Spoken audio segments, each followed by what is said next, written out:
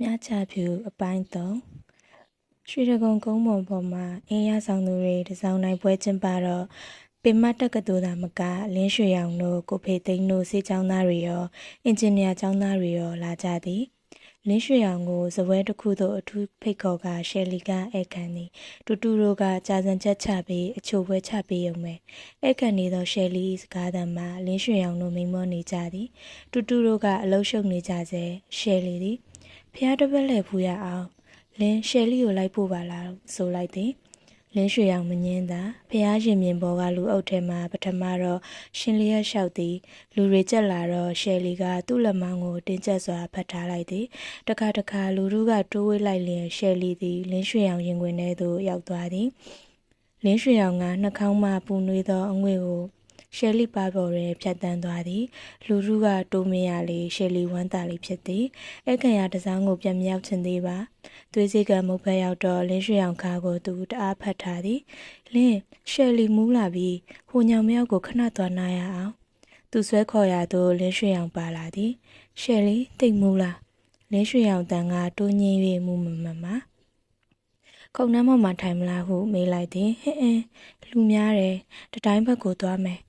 သူတို့နှစ်ယောက်လူရှင်းရတတိုင်းဘက်ကိုထွက်လာကြသည်တတိုင်းနာရောက်တော့ရှယ်လီတိတ်မှုသည်ဟုဆိုကရိုင်းသွားသည်လင်းရွှေရောင်လှမ်းဖက်ထိန်လိုက်၍လင်းရွှေရောင်လဲပင်ကို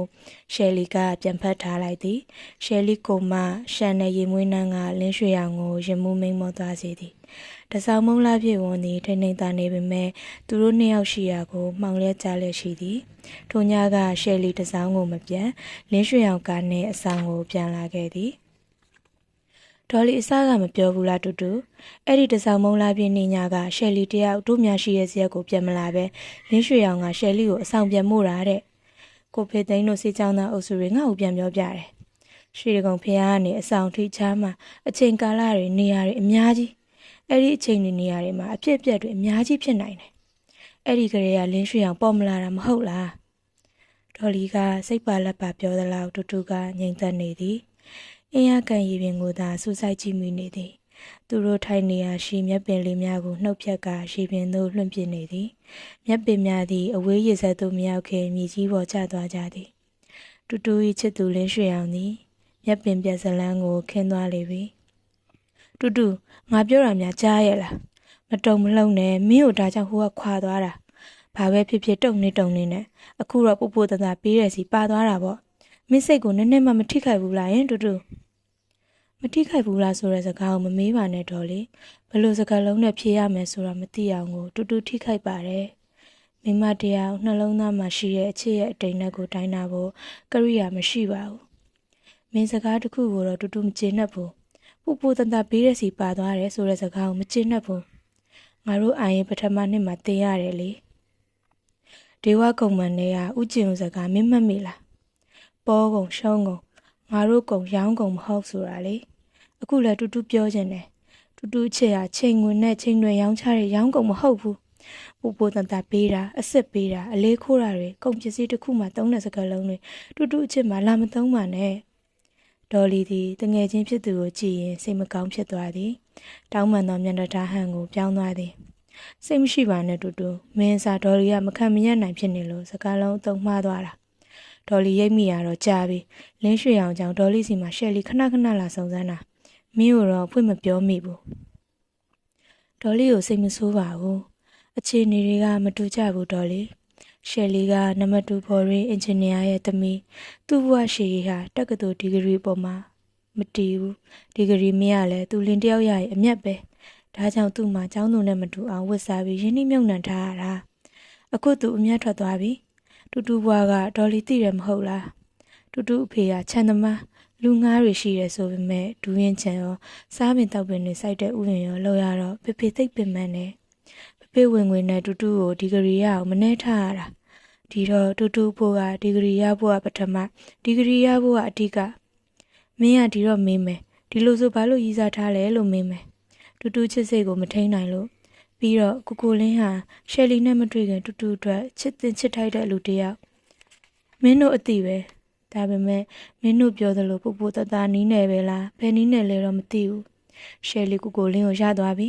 တူတူဖို့သမီးစားဘွားမှာပို့ပို့တတနီးတို့ဘာတို့တုံးပြီးယောက်ျားတစ်ယောက်ကိုမယူနိုင်ဘူးတူတူမြန်နိုးစွာထိမ့်သိမ်းထားတဲ့အပြိုစင်ဘွားကိုတရားဝင်လက်ထပ်ပြီးတူတူမြန်နိုးတဲ့လူကိုပေးမယ်တူတူပြတ်သားစွာပြောပြလိုက်သည်ဟုတ်ပါတယ်ဟာဒေါ်လီတူတူအပြစ်ပြောတာမဟုတ်ပါဘူးစကားလုံးသုံးမှားသွားလို့ပါမင်းပြောတာဟုတ်ပါတယ်ဒါကြောင့်ရှယ်လီကចောင်းတွဲတစ်ပြက်နဲ့လက်ထက်ရတာလင်းရွှေရောင်ကလည်းအလုတ်တင်ဆရာဝန်ဘွားပဲရှိသေးရဲ့နော်လက်လွတ်မခံနိုင်မှဘလောက်တည်တာလဲဒါပေမဲ့ဘာဖြစ်လဲကိုလင်းဘက်ကလည်းဒူးတယ်နဲ့ရှယ်လီအတွက်ကလည်းသူ့လင်းယူရာဟာသူ့ဖေအတွက်တာဝန်ပေါ့သွားတာတူတူကလင်းယူရင်တော့ဖေကြီးကိုမထားရခဲ့နိုင်ဘူးဆွဲခေါ်သွားမှာတူတူကိုအထင်မကြီးနဲ့တူတူဖေကြီးဥအောင်မော်အတွက်အိမ်အောင်ကြီးမှာအမျက်ထုတ်ရမှာပဲဖေဖေကိုဦးစားပေးပြီးတူတူအိမ်အောင်ဘက်ရွေးရမယ်တော်ပြီလေယောက်ျားတစ်ယောက်ရဖို့အတွက်တက္ကသိုလ်မှာတီမိုနိုရှန်နယ်တို့မသုံးနိုင်ဘူးမစ်ဖတ်တာနဲ့ရက်ဒလီလည်းမသုံးနိုင်ဘူးတူတူမှာကြောက်ပြင်တစ်ချက်နဲ့တနက်ခါတော့မှရှိတယ်လိုချင်ယူမလိုချင်နေအေးအဲ့ဒီစိတ်တက်ပဲလိုချင်နေတူတူတို့တင်တယ်လို့မင်းဟာခန္ဓာကိုယ်ပြော့နေတယ်လို့စိတ်တက်တွေပါပြောညံ့တဲ့မိန်းကလေးတယောက်မဟုတ်ဘူးဆိုတာသိရပြီဒေါ်လီကသူ့ကိုဖက်ကအားပေးတယ်လို့ပြောလိုက်သည်ထိုနေ့ကလင်းရွှေရောင်နဲ့ရှယ်လီခေါ်မြကြပြူတို့ဆက်တွင်းဟိုတယ်မှာလက်ထပ်သောညနေခင်းဖြစ်သည်ရှယ်လီအခန်းကဏ္ဍကတက္ကသိုလ်နယ်မြေမှာအောင်မြင်စွာပြတ်ခွဲသွားသည်ဟုဆိုရပါမည်တက္ကသိုလ်နယ်မြေရှိတငယ်ချင်းတွေအားလုံးကရှယ်လီတယောက်အောင်မြင်မှုတရဖူကိုဆက်လက်ထိန်းသွားပြီဟုထင်ကြသည်ကြာတော့လဲသူတို့အတိုင်းဝိုင်းမှာရှယ်လီကိုမိပြောက်သွားကြသည်တူတူကတော့ဒီဂရီရပြီးယူပဗေဒဂုဏ်ထူးတန်းဆက်တက်ကတက္ကသိုလ်နယ်မြေမှာနီးပြဆရာမှဝင်လုပ်သည်သူရည်ရွယ်ချက်အတိုင်းတထုံတော်ပိုင်းကဒူးရင်ချံကိုအငှားချ၍တီးနှံတွေစိုက်ထားသောယာခင်းကိုရောင်းချကဖေကြီးကိုရန်ကုန်တပါးထဲခေါ်လာခဲ့သည်တူတူသတင်းကိုတော့ရှယ်လီဘာမှမကြားရတော့ပါ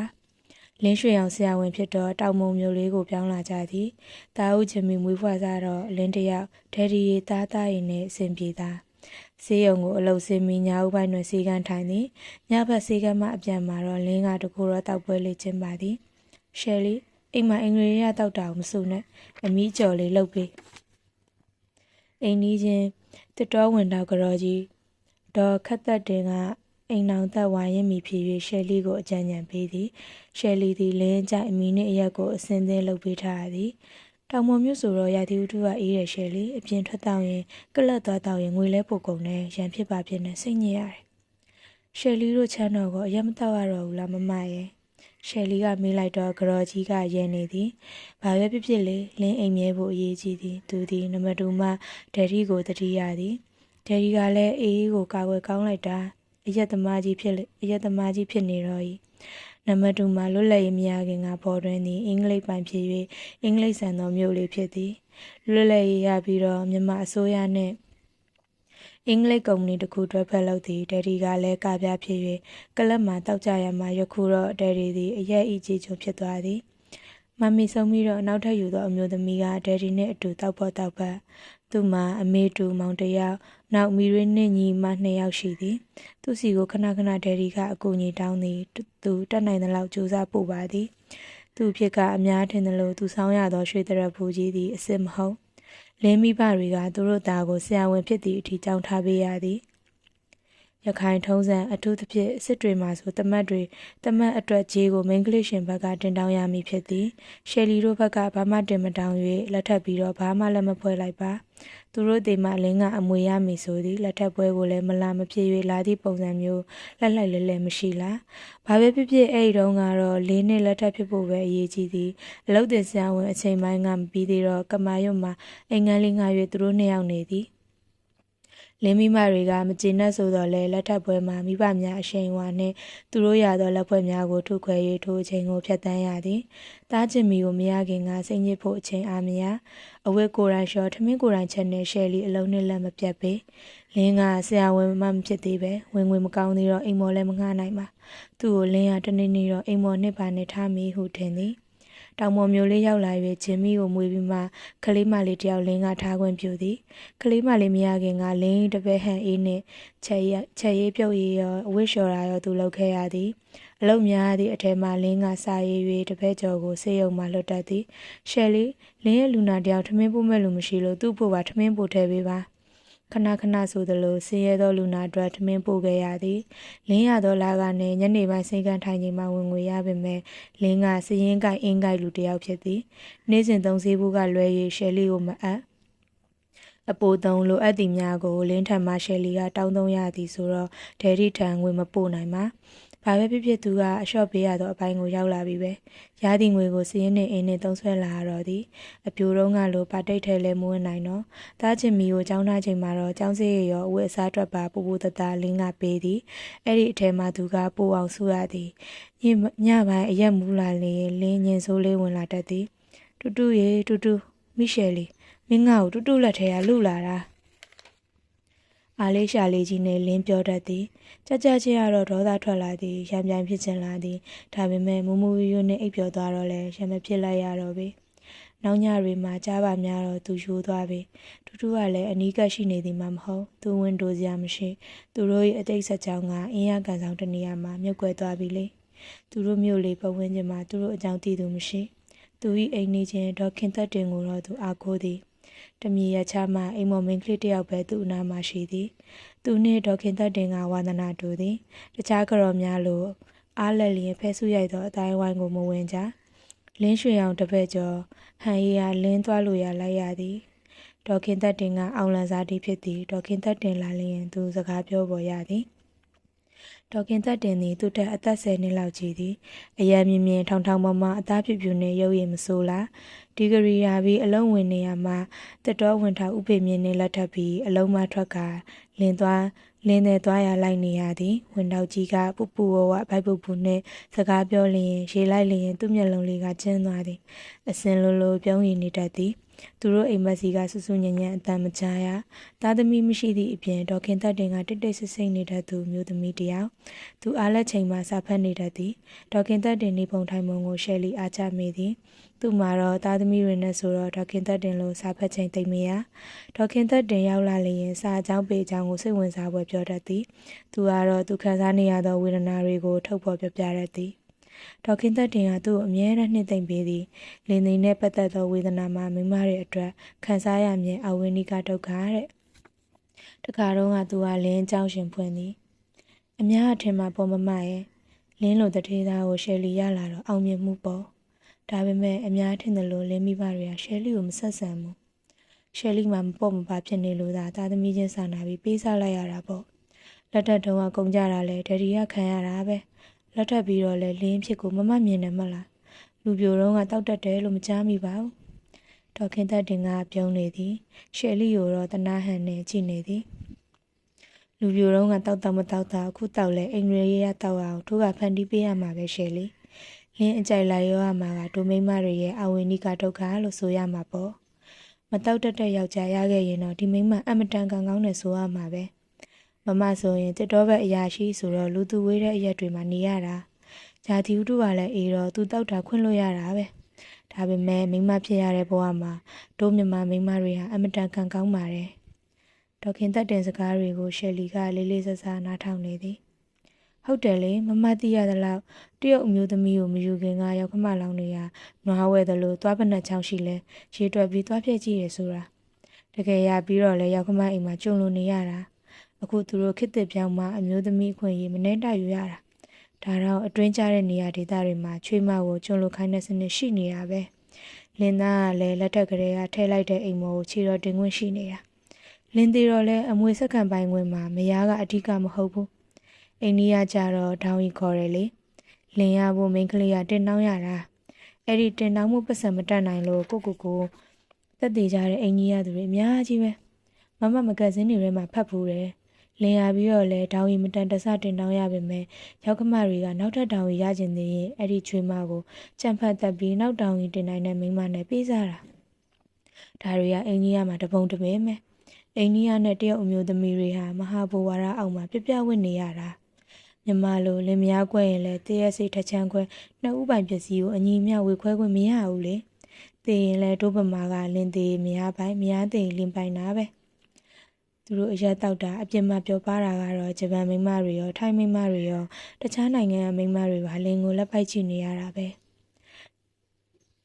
ဒီတော့မမညမလင်းအိမ်မှာတောက်ဖော်ရတာကိုကျေးဇူးတင်အောင် ဒိုမိမတွေမှာလင်းကမရင်ငန်းနေအရက်တောက်ဆိုတာတွေဟာ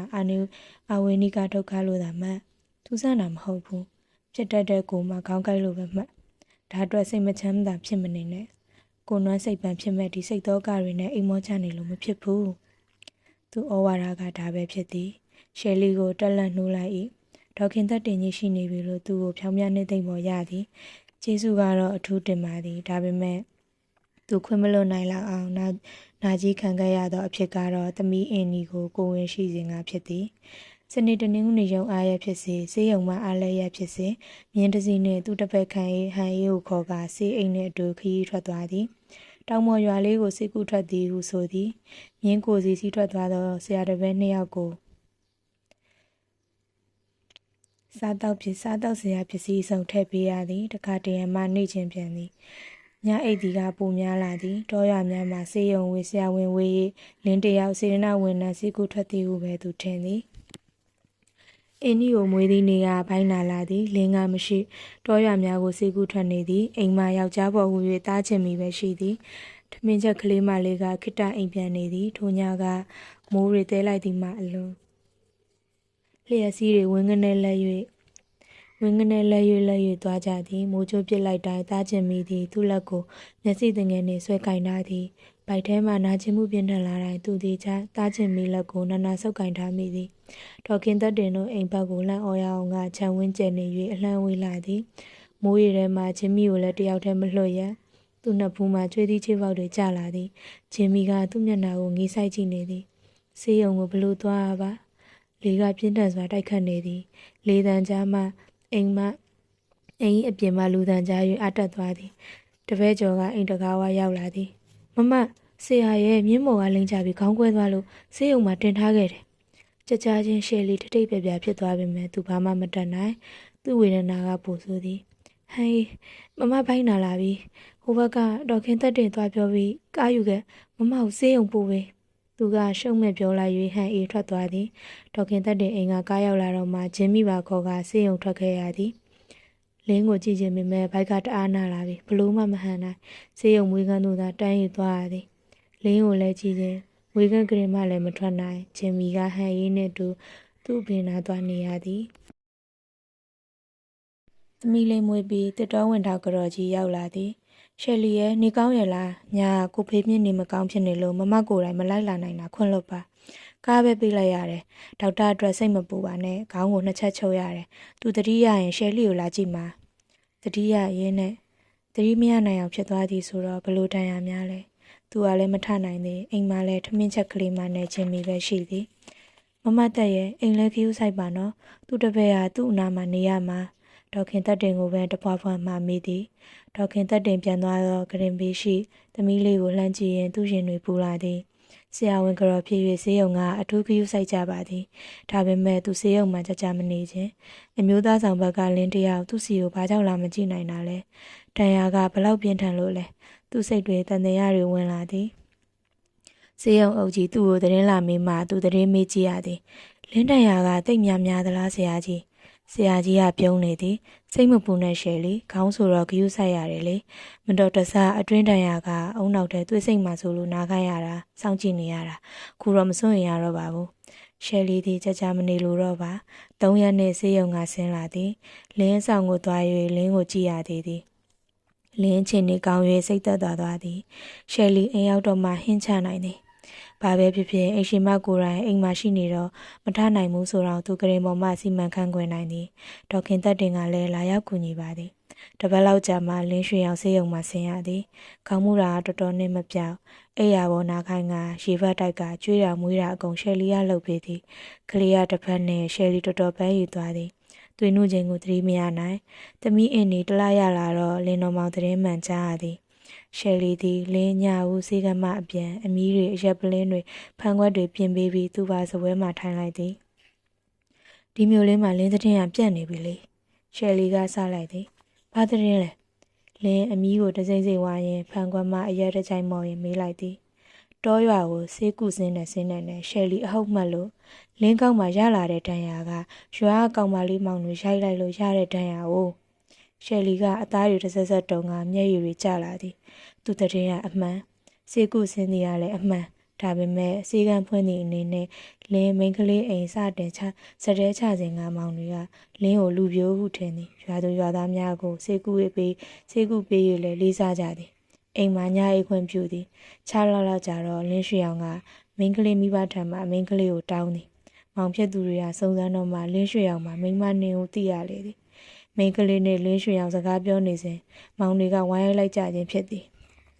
ပြောလေလင်းအမှန်ကိုပြောပါလင်းကရှယ်လီအမေကိုမဖြေစက်တိုက်အရက်ကိုတစ်ခွက်လုံးမော့ချလိုက်သည်သူ့မျက်လုံးထဲမှာရှယ်လီသည်ချချလဲနေပြီရှယ်လီဗာမင်းနေသည်ကိုလည်းသူမသိတိတောင်ဖြေလို့စိတ်မရှိ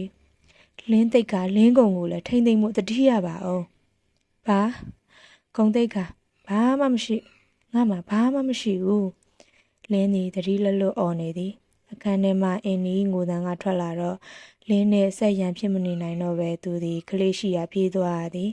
အင်းနီအနားမှာသားချင်မီကလက်ကလေးကင်ကချောနေသည်ကိုမြင်တော့သူ့ရင်ထဲဆို့သွားကကလေးကိုပွေယူ၍လှလိုက်လဲငိုမိသည်ချင်မီသည်သူ့လက်ကိုကင်ကမျက်နှာလေးငယ်နေသည်မိန်းကလေးမိဘများကိုထိုက်တင်သောရောချေပေး၍အမှုကိစ္စပြီးပြတ်သွားရသည်သက်ဆိုင်ရာအထက်လူကြီးများကိုရှယ်လီကိုယ်တိုင်ဝင်ထွက်တောင်းပန်၍ဌာနတွင်စုံစမ်းမှုပြုလုပ်ကအပြစ်တစုံတရာမပေးဘူးဆိုတော့လေမျက်စိမလားမျက်နှာမလားနဲ့တောင်ပေါ်မျိုးလေးမှာအောင်လန်တို့သူတို့ပြောင်းလာရသည်မပြောင်းခင်ရှယ်လီမိတ်ဆွေကောင်းကြီးဒေါခင်သက်တင်ကသူ့ကိုလာရောက်နှုတ်ဆက်သည်မမအောင်လန်မှာမမအမကြီးဆုံးဒေါခင်ရေးမေးဆိုတာရှိတယ်သူကသမီးတယောက်တည်းရဲ့သူသမီးကသူနိုင်ပြုเสียမှာပဲသူ့နာမည်ကတဲမာတဲ့လိုအပ်တဲ့အကူအညီတောင်းပါကွယ်ရှယ်လီကမျက်နှာညှိုးနေသည်ဘာမှစိတ်မပြတ်ပါနဲ့ဒီမိမမှုကလွယ်လို့သူ့လူနာတွေပေါ်မှာအပတန်ကီယူဆိုင်သဘောကောင်းတယ်ဆိုတာဒီမျိုးလေးမှနာမည်ရနေတာပဲဟာအောင်လန်ရောက်သွားရင်သူလည်းစိတ်ပြောင်းသွားမှာပေါ့ဒေါခင်သက်တင်ပြောတာဟုတ်ပါသည်လင်းသည်အပြင်စည်းကမ်းထိုင်လျင်ဆင်းရဲသားလူနာကများ၍လင်းကပင်စိတ်ကူးရသည်ကများသည်နောက်တစ်ပတ်အတွင်းအောင်လန်ကိုသူတို့ပြောင်းရွှေ့လာခဲ့သည်သူတို့အောင်လန်ကိုရောက်စားကတိုင်းမင်းကြီးဥပဇံမရောက်လာသည်ယခုမှရောက်လာခြင်းဖြစ်သည်ရှယ်လီသည်အတွေးစားပြည့်၍ကောင်းကင်ကိုမောကြည့်လိုက်တော့လာချမ်းကွေးလေးသည်အနောက်ဘက်မိုးကုန်းဆက်ဝိုင်းမှာအနားယူတော်မူ9ဆင်ကျဲတွင်အမိထောင်ရုံမကတစ်ဖက်သို့ရိုင်လာပြီးအားလုံးမြင်ကွင်းသည်မုံပြပြနှင့်တရက်တွေရင်းရိုင်နေသည်ကိုဘိုးတော်ဝမြင်ရသည်ကြက်တုံတန်းကိုအဝေးစီမှကြားရသည်ဒေါခင်သက်တင်ပြောသလိုပဲအောင်လန်ရောက်တော့မှလင်းတယောက်ချီငိမ့်နေသည်အတွေးစားရက်ကကလထိုင်မှထားလိုက်သည်အခန်းတွင်ပြန်ဝင်လာကဂရင်နာကပ်လာသည်စားချင်အောင်ထဲမှအိမ်မောကျနေသောလင်းတော်မောင်သည်ညနေကမှလက်လက်ဆက်ဆက်ကြီးတွေးခဲ့ရသောတူတူကိုများအိမ်မက်နေမလားကျင်းအောင်ကိုမကလင်းပါမှလှဲလိုက်သည်လင်းများနှစ်ယောက်ကြားသည်တထောင်မြပင်မဝေးပင်မဲ့ခန္ဓာရကြီးချနေသလိုနှစ်ယောက်ဆက်ဆံရေးက၆သွေးလာသည်တူတူကိုငချေဦးမှုမမေ့နိုင်သေးဘူးဆိုသည်ကိုသူခွင့်လွှတ်နိုင်သည်ဒါပေမဲ့ဟိုကျေးရွာကမင်းကလေးနှင့်ဇလန်းအသစ်ထွင်လာသည်ကတော့လင်းဘက်ကလွန်လာပြီအထူးသဖြင့်အထက်လူကြီးတွေအတိုင်းဝိုင်းမှာလင်းသိက္ခာချခဲ့ပြီဇာရိတမှာအမဲဆက်ကြီးထင်ခဲ့ပြီကလေးနှစ်ယောက်ဆွဲကဒယ်ဒီတို့စီပြန်ရင်ကောင်းပြီလားသူမှကလေးနှစ်ယောက်ကလွဲ၍ဘာမှစုမိဆောင်မိမရှိဒယ်ဒီတို့လင်မယားကပင်စင်ယူပြီးဖြစ်၍သားသမီးများလှုပ်စာကိုထိုင်စားနေကြသည်သူအပြိုဘွားကကိုယ်တိုင်မောင်းခဲ့သောကားလေးပင်ရောင်းလိုက်ပြီးတဲ့အရက်ဖိုးတော်မလုံလောက်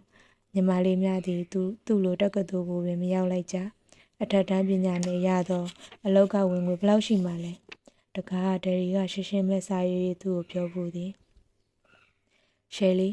မင်းတထေးသားရတယ်ဆိုလို့မင်းမမရှိစဉ်ကနောက်ဆုံးကြံတဲ့စိန်လက်ဆိုရောက်ပြီးမင်းလက်ထပ်ပွဲကိုဒယ်ရီလှုပ်ပေးလိုက်တယ်ဟုတ်သည်ဒယ်ရီသည်ရှိမဲ့စုမဲ့လေးသူ့လက်ထပ်ပွဲမှာအသုံးချလိုက်သည်ဒါတော့လင်းမိဖတွေကမကျင်နဲ့ယောက်ကမတွေစီကဘာမှမျောလင်းစရာမရှိသလိုဒယ်ရီစီပြန်၍လေဒယ်ရီကမချောင်လဲသားနှင့်သမီးတို့နောင်ရေးကရှိသေးသည်သူသည်ခေါင်းမှမျက်နှာကိုနှစ်လိုက်သည်ချင်မီနှင့်အင်းဒီမျက်နှာပေါ်လာသည်ကလေးနှစ်ယောက်အတွက်ဆက်လက်၍ထိန်ချုပ်ရအောင်မည်ဘာပဲဖြစ်ဖြစ်ပေါ်ကလေးတွေအဖေကဖောက်ပြန်သည်ပဲထားသူတို့ဖခင်သူတို့ရှိမှမရှိနေသည်ဆိုသည်ကသားတို့အတွက်အင်အားမဟုတ်လားသားနှင့်သမီးတို့စိတ်ဓာတ်မချဖို့အရေးကြီးသည်တောင်ပေါ်မျိုးလေးကပြောင်းလာကြတဲ့ကလေးတွေရှိမှလင်းနေရံမဖြစ်မိအောင်နေသည်ဒါပေမဲ့ခေါင်းပေါ်မှာတော့သူ့မျက်ရည်တွေဆူရွှဲနေသည်လင်းကိုရရှိရေးအတွက်သူအားထုတ်ကြိုးပမ်းခဲ့သောအချိန်ကိုပြန်တွေးမိလျင်အစားကရှင်ပိုးသည်အခုတော့ထိတ်လန့်လာသည်ဟိုတစ်ချိန်ကတက္ကသိုလ်ဝင်းကျင်မှာသူ့လိုကွန်ဗင့်ကျောင်းထွက်ကျောင်းသူတွေနဲ့မြန်မာဆန်ကျောင်းသူတွေအလဲမှာသူကဧကရီ ကွင်းဆိုသည်ကမိဖုရားပဲသူကမိဖုရားထက်သာသည် Empress ဧကရီဘုရင်မှာရှယ်လီ၏နှင်းစီငုံနှကန်းအစုံကဆွဲဆောင်မှုအရှိဆုံးတတ်မှတ်စရာအကောင်းဆုံးဟူ၍ကျောင်းသားတွေသတ်မှတ်ထားသည်နှကန်းအလှပိုင်ရှင်ဧကရီအဖြစ်လင်းကိုလက်ထပ်ခြင်းဖြင့်အောင်နိုင်ခြင်းတရဖူကိုစောင်းငယ်စဉ်ကသူဤဝမ်းမြောက်ပျော်ရွှင်မှုပီတီတွေလိုင်းထားခဲ့ရသည်